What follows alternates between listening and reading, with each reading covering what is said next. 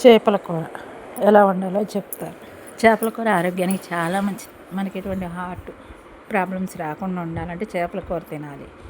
మాంసాలు అవన్నీ అంత ఆరోగ్యానికి మంచిది కాదు. అందరూ బాగుండాలని చెప్తున్నాను. కొంచెం కళాయిలో నూనె వేసుకోవాలి.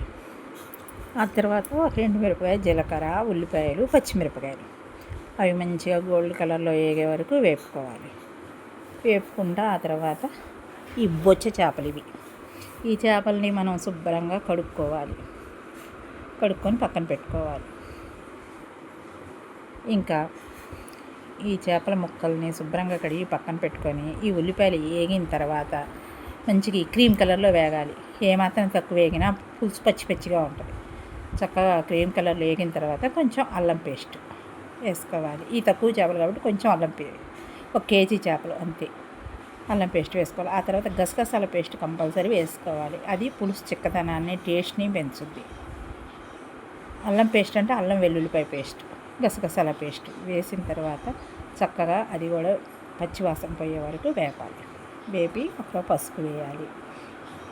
కొంచెం తగినంత కారం వేసుకోవాలి. చక్కగా అది వేసుకొని కలుపుకున్న తర్వాత ఉప్పు కూడా వేసుకొని చక్కగా కలపాలి.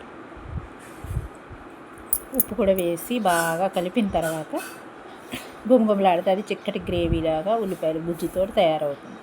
మనం తగినంత చింతపండు, కేజీకి ఎంత అవసరమైతే కొంచెం చింతపండు నానబెట్టుకొని పులుసు పిండుకొని ఉంచుకోవాలి. పులుపు తినేవాళ్ళు అయితే పుల్లగా పిండుకోవచ్చు. మామూలుగా కావాలి అనేవాళ్ళు లైట్గా నానబెట్టి కొంచెం చింతపండు పులుసు పోసుకోవాలి. ఇంకా ఆ పులుసు కొంచెం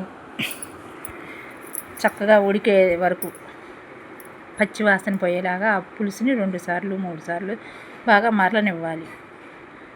దాంట్లో కొంచెం ధనియాల పొడి, లవంగాలు, దాల్చిన చెక్క, యాలక్కాయలు కలిపిన పౌడరు, ధనియాలు, లవంగాలు, దాల్చిన చెక్క ఇవన్నీ కలిపి పట్టిన పౌడర్ని గరం మసాలా అంటారు. ఈ మసాలాని వేసి ఆ పులుసుని 2 తెరలు తెరలివ్వాలి. తెరిలిన తర్వాత ఆ చేప ముక్కల్ని ఆ పులుసులో అలా పెట్టుకోవాలి. పెట్టుకున్న తర్వాత ఇంకా ఒక 10-15 మినిట్స్లో ఆ చేపలు చక్కగా ఉడుతాయి. ఒక స్పూన్ తీసుకొని వెనక్కి తిప్పి దాన్ని ఇలా నొక్కి చూడాలి. ఒక 10 మినిట్స్లో ఉడికిన తర్వాత పులుసు కూడా కొంచెం దగ్గరకు అవుతుంటుంది. పులుసు మునిగేలాగా ముక్కలు పెట్టేసుకోవాలి. ఇంకా అన్ని కళాయిలు అలా సర్దుకోవాలి. ఇలా నేను చూపిస్తున్నాను కదా గంటతోటి, అలా ఆ పులుసులో చక్కగా 10 నిమిషాలు కొత్త ఉడుకుతాయి. ఉడికిన తర్వాత ఉడుకుతున్నప్పుడు మనం కొత్తిమీర కూడా దాని మీద వేసుకోవాలి. కూర ఇంకా అలా ముక్కలు ఒక 10 మినిట్స్ ఉడికిన తర్వాత ఇంకా పులుసు దగ్గరకు అవుద్ది. గ్రేవీతోటి చక్కగా ఉంటాయి. ఇది ఆరోగ్యానికి చాలా మంచిది. గుండె వీక్నెస్ రానివ్వదు. మనకి గుండెకి ఫ్యాట్ కాదు. ఈ బొచ్చ చేపల కూర చాలా మంచిది. మనం గంట పెట్టి కపా కలిపామనుకోండి, అది చిదురైద్ది. కొంచెం అలా అనాలి. ఇది ఒక మంచి కూర.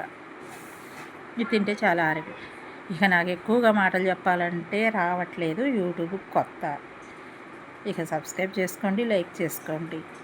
నా కూర ఎలా ఉందో మీరు కామెంట్ చేసి చెప్పండి. కూర చాలా టేస్టీగా ఉంటుంది. ఆరోగ్యవంతమైన కూర. అందరూ ఈ కూర తినాలని, అందరూ ఈ చేపల కూర తినాలని నేను కోరుకుంటున్నాను. ఈ మాంసాలు తెచ్చుకొని తిని ఆరోగ్యాలు పాడు చేసుకోవద్దు. Boy friends.